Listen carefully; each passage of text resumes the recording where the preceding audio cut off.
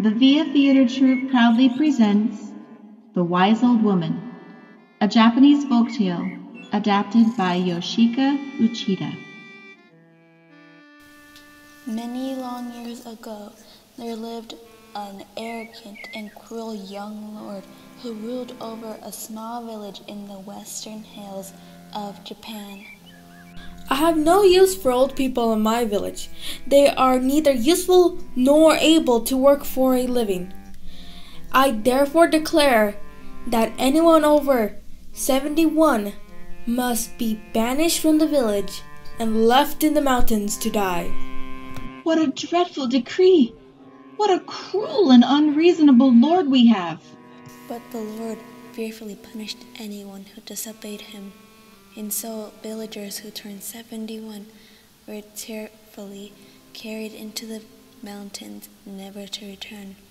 Gradually, there were fewer and fewer old people in the village, and soon they disappeared altogether. Then the young lord was pleased. What a fine village of young, healthy, and hard-working people I have! Soon it will be the finest village of all Japan. Now there lived in this village a kind young farmer and his aged mother. They were poor, but the farmer was good to his mother, and the two of them lived happily together. However, as the years went by, the mother grew older, and before long, she reached the terrible age of 71. If only I could somehow deceive the cruel lord, but there are some records in the village books, and everybody knows that my mother has turned 71. Each day the son put off telling his mother that he must take her into the mountains to die, but the people of the village began to talk. If I don't take my mother away soon, the Lord will send his soldiers and throw us both in the dark dungeon to die a terrible death. Mother! He would begin as he tried to tell her what he must do, but he could not go on. Then one day the mother herself spoke of the Lord's dreadful decree. Well, my son, the time has come for you to take me to the mountains. We must hurry before the Lord sends his soldiers for you. And she did not seem worried at all that she must go to the mountains to die. Forgive me, dear mother, for what I must do. The next morning the farmer lifted his mother to his shoulders and set off on the steep path towards the mountains. Up and up he climbed until the trees clustered close. Then the path was gone. There was no longer even the sound of birds, and they heard only the soft wail of the wind in the trees. The son walked slowly, for he could not bear to think of leaving his old mother in the mountains. On and on he climbed, not wanting to stop and leave her behind. Soon he heard his mother breaking off small twigs from the trees that they passed. Mother, what are you doing? Do not worry, my son. I am just marking the way so you will not get lost returning to the village. Even now you are thinking of me? Of course, my son. You will always be in my thoughts. How could it be otherwise? Mother, I cannot leave you in the mountains to die all alone. We are going home, and no matter what the Lord does to punish me, I will never desert you again. So they waited until the sun had set and a lone star crept into the silent sky. Then in the dark shadows of night, the farmer carried his mother down the hill, and they returned quietly to their little house. The farmer dug a deep hole in the floor of his kitchen and made a small room where he could hide his mother from. From that day, she spent all her time in the secret room, and the farmer carried meals to her there. The rest of the time, he was careful to work in the fields and act as though he lived alone. In this way for almost 2. Then one day there was a terrible commotion among the villagers, for Lord Higa of the town beyond the hills threatened to conquer the village and make it his own. Only one thing can spare you. Bring me a box containing 1,000 ropes of ash, and I will spare your village. The cruel young lord quickly gathered together all the wise men of the village. You are a man of wisdom. Surely you can tell me how to meet Lord Higa's demands so our village can be spared. It is impossible to make even one rope of ash. How can we ever make 1,000? Fools! What good is your wisdom if you cannot help me now? And he posted a notice in the village square offering a great reward of gold to any villager who could help him save their village. For ash crumbles at the touch of a finger. How could anyone ever make a rope of ash? Alas, alas, we must be conquered by yet another cruel lord.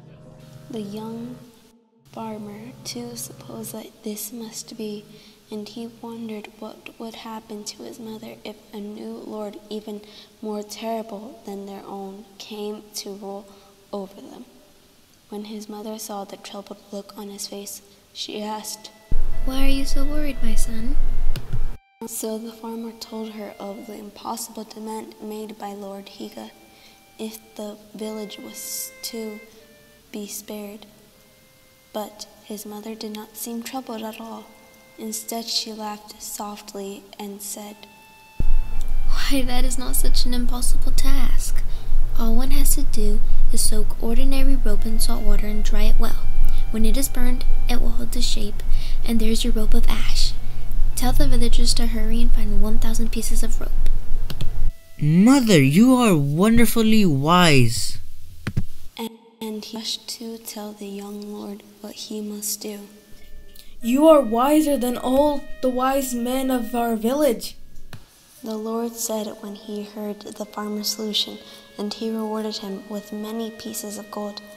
The 1,000 ropes of ash were quickly made, and the village was spared. In a few days, however, there was another great commotion in the village, as Lord Higa sent another threat.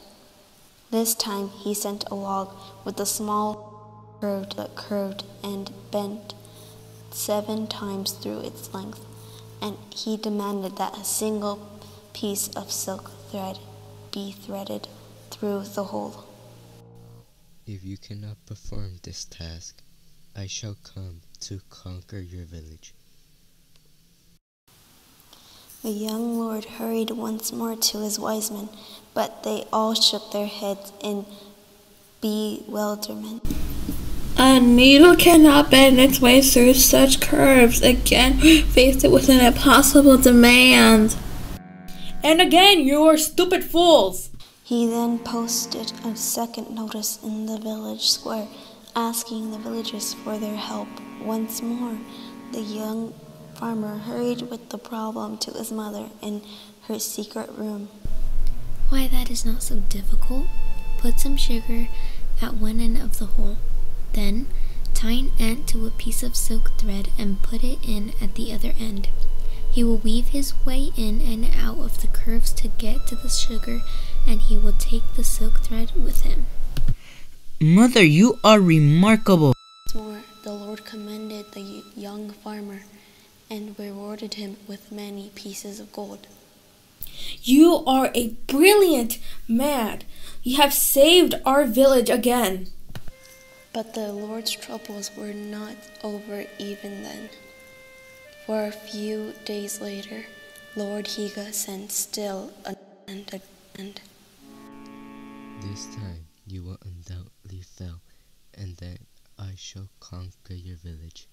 Bring me a drum that sounds without being beaten. How can anyone make a drum sound without beating it? It's hopeless. This time, Lord Higa will conquer us all.